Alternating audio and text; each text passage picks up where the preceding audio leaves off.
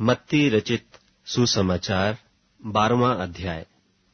उस समय यीशु सब्त के दिन खेतों में से होकर जा रहा था और उसके चेलों को भूख लगी, सो वे बालें तोड़ तोड़ कर खाने लगे।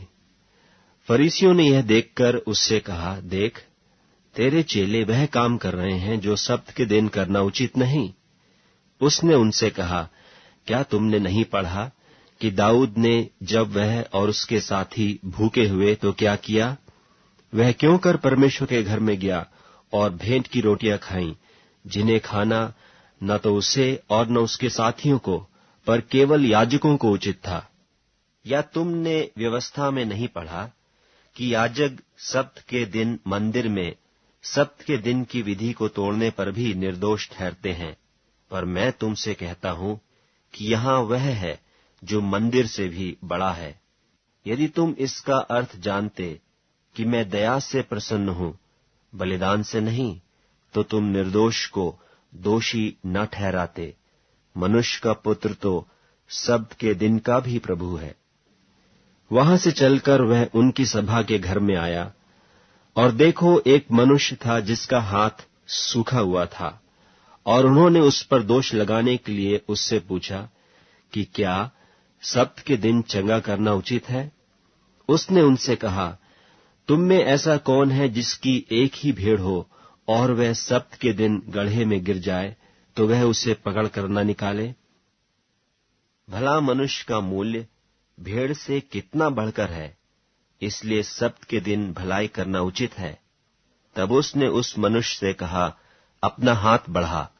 उसने बढ़ाया और वह फिर दूसरे हाथ की नाई अच्छा हो गया। तब फरीसियों ने बाहर जाकर उसके विरोध में सम्मति की कि उसे किस प्रकार नाश करें। यह जानकर यीशु वहां से चला गया, और बहुत लोग उसके पीछे हो लिए, और उसने सबको चंगा किया और उन्हें चिताया कि मुझे प्रगट न करना, कि जो वचन यशायाह भविष्यद्वक्ता के द्वारा कहा गया था वह पूरा हो, कि देखो, यह मेरा सेवक है जिसे मैंने चुना है, मेरा प्रिय, जिससे मेरा मन प्रसन्न है। मैं अपना आत्मा उस पर डालूंगा और वह अन्य जातियों को न्याय का समाचार देगा। वह न झगड़ा करेगा और न धूम मचाएगा, और न बाजारों में कोई उसका शब्द सुनेगा।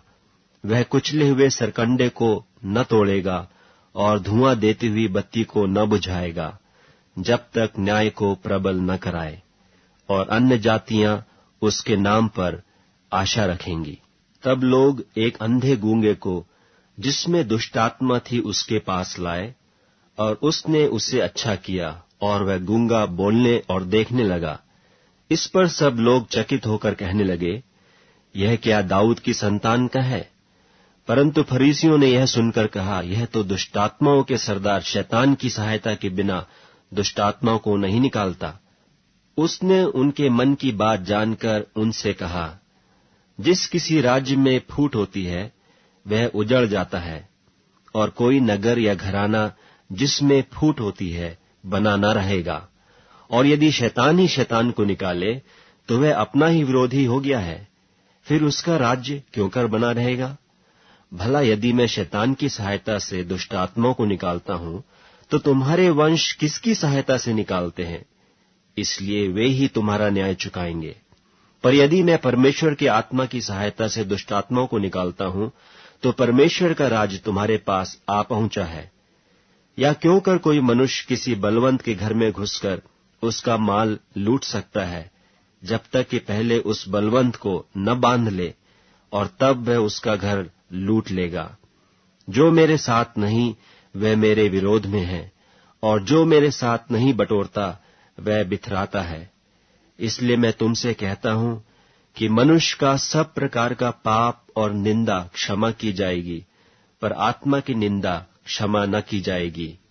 जो कोई मनुष्य के पुत्र के विरोध में कोई बात कहेगा, उसका यह अपराध क्षमा किया जाएगा, परंतु जो कोई पवित्र आत्मा के विरोध में कुछ कहेगा, उसका अपराध न तो इस लोक में और न परलोक में क्षमा किया जाएगा।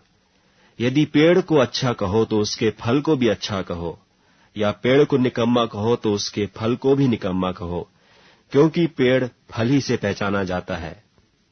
हे सांप के बच्चों, तुम बुरे होकर क्यों कर अच्छी बातें कह सकते हो?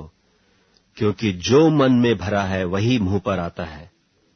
भला मनुष्य मन के भले भंडार से भली बातें निकालता है, और बुरा मनुष्य बुरे भंडार से बुरी बातें निकालता है। और मैं तुमसे कहता हूं कि जो जो निकम्मी बातें मनुष्य कहेंगे, न्याय के दिन हर एक बात का लेखा देंगे, क्योंकि तू अपनी बातों के कारण निर्दोष और अपनी बातों ही के कारण दोषी ठहराया जाएगा। इस पर कितने शास्त्रियों और फरीसियों ने उससे कहा, हे गुरु, हम तुझसे एक चिन्ह देखना चाहते हैं। उसने उन्हें उत्तर दिया कि इस युग के बुरे और व्यभिचारी लोग चिन्ह ढूंढते हैं, परंतु यूनुस भविष्यद्वक्ता के चिन्ह को छोड़ कोई और चिन्ह उनको न दिया जाएगा। यूनुस 3 रात दिन जल जंतु के पेट में रहा, वैसे ही मनुष्य का पुत्र 3 रात दिन पृथ्वी के भीतर रहेगा। नीनवे के लोग न्याय के दिन इस युग के लोगों के साथ उठकर उन्हें दोषी ठहराएंगे, क्योंकि उन्होंने यूनुस का प्रचार सुनकर मन फिराया, और देखो, यहां वह है जो यूनुस से भी बड़ा है। दक्षिण की रानी न्याय के दिन इस युग के लोगों के साथ उठकर उन्हें दोषी ठहराएगी, क्योंकि वह सुलेमान का ज्ञान सुनने के लिए पृथ्वी की छोर से आई, और देखो, यहां वह है जो सुलेमान से भी बड़ा है। जब अशुद्ध आत्मा मनुष्य में से निकल जाती है, तो वह सूखी जगहों में विश्राम ढूंढती फिरती है और पाती नहीं। तब कहती है कि मैं अपने उसी घर में जहां से निकली थी लौट जाऊंगी, और आकर उसे सूना, झाड़ा बुहारा और सजा सजाया पाती है। तब वह आकर अपने से और बुरी 7 आत्माओं को अपने साथ ले आती है, और वे उसमें बैठकर वहां वास करती हैं, और उस मनुष्य की पिछली दशा पहले से भी बुरी हो जाती है। इस युग के बुरे लोगों की दशा भी ऐसी ही होगी। जब वह भीड़ से बातें कर ही रहा था, तो देखो, उसकी माता और भाई बाहर खड़े थे और उससे बातें करना चाहते थे। किसी ने उससे कहा, देख, तेरी माता और तेरे भाई बाहर खड़े हैं और तुझसे बातें करना चाहते हैं। यह सुन उसने कहने वाले को उत्तर दिया, कौन है मेरी माता और कौन है मेरे भाई?